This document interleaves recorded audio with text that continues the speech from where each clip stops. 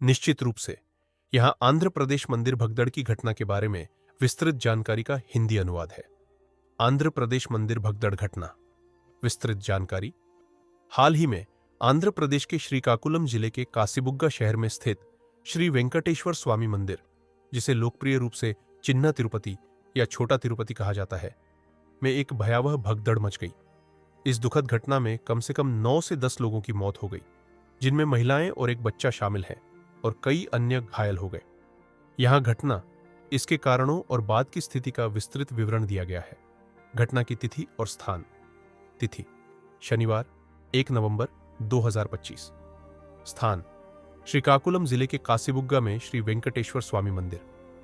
अवसर: यह दुखद घटना एकादशी के शुभ अवसर पर हुई, जब असाधारण संख्या में श्रद्धालु पूजा अर्चना के लिए एकत्र हुए थे।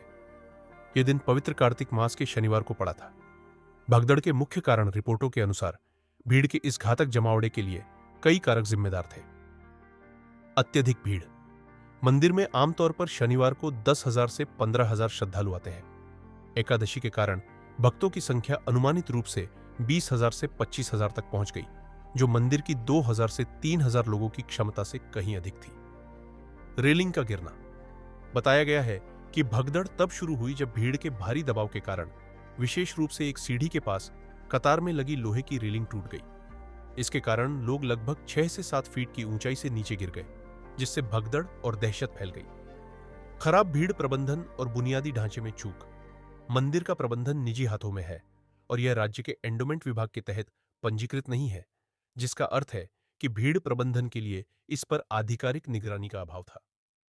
आयोजकों ने कथित तौर पर कोई आधिकारिक अनुमति नहीं ली थी और न ही पुलिस जैसे अधिकारियों को इतनी बड़ी भीड़ के बारे में सूचित किया था।